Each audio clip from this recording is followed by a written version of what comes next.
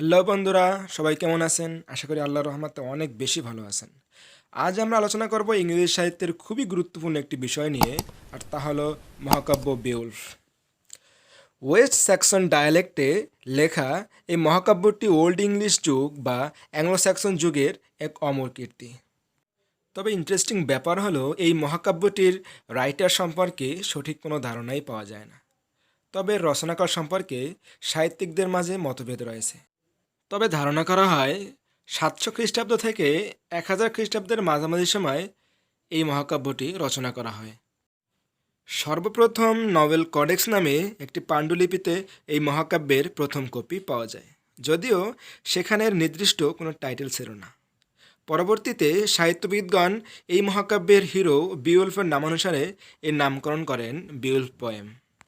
1731 সালে আগুনে পোড়ার মাধ্যমে ক্ষতিগ্রস্ত হলে এই পাণ্ডুলিপিটি স্যার রবার্ট কটন অতঃপর ব্রিটিশ লাইব্রেরিতে সংরক্ষিত করা হয়। বিউলফ মহাকাব্যটি সর্বপ্রথম ছাপা হয় 1786 সালে। এর মোট লাইন সংখ্যা হল 3182টি। এটি একটি অ্যালিটারেটেড এবং আনরাইমড পোয়েম। তো চলুন এবার এর সামারি নিয়ে আলোচনা শুরু করা যাক। এপিকের শুরুতেই আমরা দেখতে পাবো আমাদের গল্পের হিরো বিউলফ ডেন্সের রাজা রডগারের কাছে গিয়েছেন তাকে সাহায্য করার জন্য। রাজা রডগার সমুদ্রের নিকটবর্তী জায়গায় একটি জলাশয়ের পাশে তার আনন্দ প্রমোদের জন্য একটি হল নির্মাণ করেছিলেন। হেরট নামের এই হলে রাজা রডগার তার স্ত্রী, সৈন্য এবং সভাসদদের নিয়ে আনন্দ প্রমোদ করতেন। এই মিড হলের ঠিক কাছেই একটি জলাশয়ে বসবাস করত ভয়ঙ্কর দৈত্য গ্রেন্ডেল। মনেস্টার গ্রেন্ডেল কোনো ক্রমেই কিং রডগারের এই আনন্দ প্রমোদ এবং গান বাজনা সহ্য করতে পারছিল না। তাই সে রাজা রডগারের হেরট নামক এই মিড হলে হামলা করা শুরু করল। প্রতিদিন রাতে সে অনেক মানুষ মারত এবং প্রচুর ধ্বংসযজ্ঞ চালাত। রাজা রডগার কোনো ক্রমেই তার এই হামলা ঠেকাতে পারছিল না। সে তার সর্বোচ্চ শক্তি দিয়ে চেষ্টা করেও এই হামলার কোনো কুল কিনারা করতে পারত না। এদিকে আমাদের হিরো বিউলফ হলেন গেটস রাজ্যের একজন বীর যোদ্ধা। তার বাবাকে এর আগে কোনো একবার রাজা রডগার আশ্রয় দিয়েছিলেন কোনো একটা বিপদের সময়, এবং সেই ঋণ শোধের সূত্রে বিউলফ চাইলেন রাজা রডগারকে সাহায্য করবেন, এবং তদানুযায়ী সে ডেন্স রাজ্যে গিয়ে পৌঁছল। এদিকে গ্রেন্ডেল নিত্যদিনের মতোই গভীর রাতে হেরট হলে এসে হামলা শুরু করলো, এবং সে অনেক মানুষ হত্যা করলো এবং অনেক ধ্বংসযজ্ঞ চালালো। এদিকে বিউলফ ঘুমের ভান ধরে শুয়ে রইলেন। গ্রেন্ডেল বুঝতে পারছিল না যে আমাদের হিরো বিউলফ তিনি ভান ধরে আছেন। গ্রেন্ডেল বিউলফকে হামলা করতে উদ্যত হলো। সঙ্গে সঙ্গে বিউলফ দ্রুত গ্রেন্ডেলের হাতটি ধরে ফেলল। বিউলফের শক্তি এতই বেশি ছিল যে তার এক হাতে 30 জন সাধারণ যোদ্ধার শক্তি ছিল। গ্রেন্ডেল এরকমের হঠাৎ প্রতিরোধে ভয় পেয়ে গেল এবং সে পালাতে চেষ্টা করলো, কিন্তু সে কোনো ক্রমেই বিউলফের হাত থেকে ছুটতে পারছিল না। অবশেষে বিউলফ এবং গ্রেন্ডেলের মধ্যে একটি ভয়াবহ যুদ্ধ হলো। যুদ্ধে গ্রেন্ডেল বিউলফের কাছে পরাজিত হলো। পাশাপাশি বিউলফ গ্রেন্ডেলের একটি হাত ছিঁড়ে ফেলল।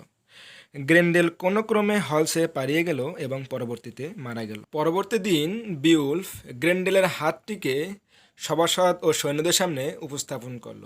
সকলে বিজয় আনন্দে মেতে উঠল। এদিকে গ্রেন্ডেলের মা, যে ওই একই জলাশয়ে বসবাস করত, সে প্রতিশোধ নেওয়ার জন্য তৎপর হয়ে উঠল। আর ঠিক এভাবেই প্রথম পর্ব শেষ হয়।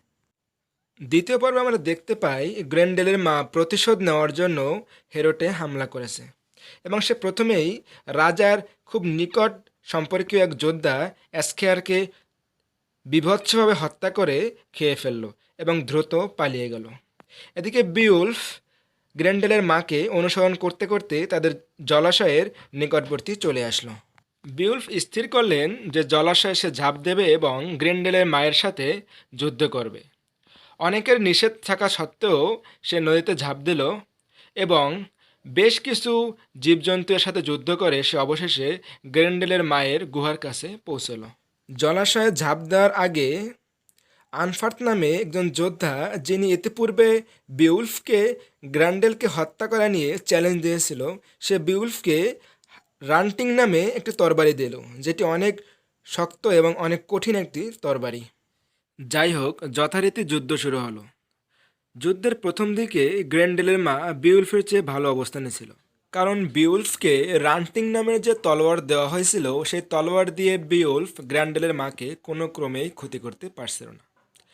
গ্র্যান্ডেলের মা বিউলফের বুকে চড়ে বসলেন এবং ছোট একটা ছুরি দিয়ে তাকে হত্যা করতে উদ্যত হলেন।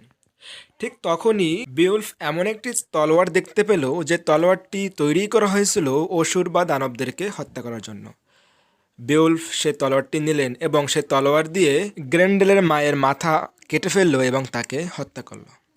গ্র্যান্ডেলের মাকে হত্যা করার সাথে সাথে একটি জাদুর আলোতে পুরো গুহা আলোকিত হয়ে গেল। ইতিমধ্যে বিউলফ যাকে হত্যা করেছিল, সে গ্র্যান্ডেলের লাশ সে আলোয় সে দেখতে পেল, এবং যেহেতু সে রাজা রটগারকে গ্র্যান্ডেলের মাথা এনে দিবে বলে প্রতিশ্রুতি দিয়েছিল, সেহেতু সে গ্র্যান্ডেলের মাথা সেই তলোয়ার দিয়ে কেটে ফেলল। মজার বিষয় হলো, সে তলোয়ার দিয়ে সে যখন গ্র্যান্ডেলের মাথা কাটছিল, কাটার পরে তলোয়ারটি পুরো গলে গেল, কারণ গ্র্যান্ডেলের রক্ত এতটাই বিষাক্ত ছিল এবং গরম ছিল, যা তলোয়ারকে পুরোপুরি গলিয়ে দিল। অতঃপর বিউলফ রাজা রটগারের রাজপ্রাসাদে গিয়ে পৌঁছালো। এরপরে রাজা রটগার খুশি হয়ে তাকে নেগলিং নামের উত্তরাধিকার সূত্রে পাওয়া একটি তলোয়ার উপহার হিসেবে দিল।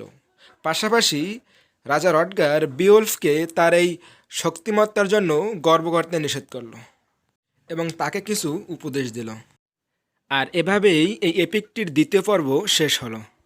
ইতোমধ্যে হেইগলাগ, যিনি গেটসের রাজা, তিনি কোনো একটি যুদ্ধে মারা গেলেন এবং পরবর্তীতে বিউলফ গেটসের রাজা হলেন।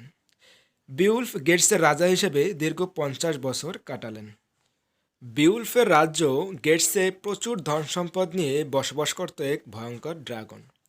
একদিন বিউলফের রাজপ্রাসাদের কোনো এক চাকর সেই ড্রাগনের একটি সোনার পেয়ালা চুরি করে নিয়ে যায়।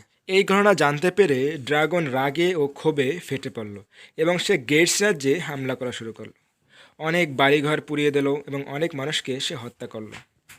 বৃদ্ধ বিউলফ ড্রাগনের সাথে যুদ্ধ করতে চাইলেন এবং তিনি সকলকে তার ফিরে না আসা পর্যন্ত অপেক্ষা করতে বললেন। প্রাথমিকভাবে ড্রাগনের আগুনের তেজ দেখে উইগলাফ নামে বিউলফসের এক রিলেটিভ যোদ্ধা ছাড়া সকলে পালিয়ে গেল। অবশেষে উইগলাফ ও বিউলফ দুজনে ড্রাগনের সাথে যুদ্ধ করল। যদিও শেষ পর্যন্ত ড্রাগনকে তারা হত্যা করল, কিন্তু ড্রাগন মারা যাবার আগে বিউলসের কাঁধে কামড় দিয়ে তার বিষদাঁত বসিয়ে গেল, যার ফলে বিউলসের শরীরে বিষ ছড়িয়ে পড়ল এবং বিউলস মারা গেল।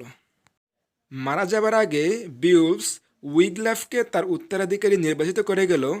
এরপরে উইগলাফ তাদের রাজ্যে ফিরে গেলেন এবং যারা পালিয়ে গিয়েছিল তাদের সকলকে তিরস্কার করলেন। আর ঠিক এভাবেই এই মহাকাব্যটির সমাপ্তি ঘটে। তোমরা যারা অনার্স ফার্স্ট ইয়ারে পড়ো ইংরেজি ডিপার্টমেন্টের, বিশেষ করে যাদের হিস্ট্রি অফ ইংলিশ লিটারেচার এই কোর্সটি আছে, তাদের জন্যই আজকের আমার এই আয়োজন। সুতরাং ভিডিওটি তোমার বন্ধুদের সাথে শেয়ার করবে, যাতে তারা উপকৃত হয়। আর হ্যাঁ, ভিডিওটি যদি অবশ্যই ভালো লাগে সেক্ষেত্রে লাইক দেবে এবং শেয়ার করবে তোমার বন্ধুদের সাথে। আর হ্যাঁ, যদি আমার এই চ্যানেলে নতুন হয়ে থাকো তাহলে অবশ্যই সাবস্ক্রাইব করবে এবং পাশে থাকা বেল আইকন বাটনটি বাজিয়ে দেবে, যাতে পরবর্তীতে আমার ভিডিওর নোটিফিকেশন তোমরা খুব দ্রুত পেয়ে যাও। আর হ্যাঁ, আরেকটি কথা, আমি আমার পরবর্তীতে ভিডিওতে ইংরেজি সাহিত্যের আরও অনেক বিষয় নিয়ে আলোচনা করব, পাশাপাশি ইংরেজি ভাষায়েরও অনেক বিষয় নিয়ে আলোচনা করব। সুতরাং সেই পর্যন্ত সবাই ভালো থাকবে, সুস্থ থাকবে, এই কামনায় আজ এই পর্যন্ত।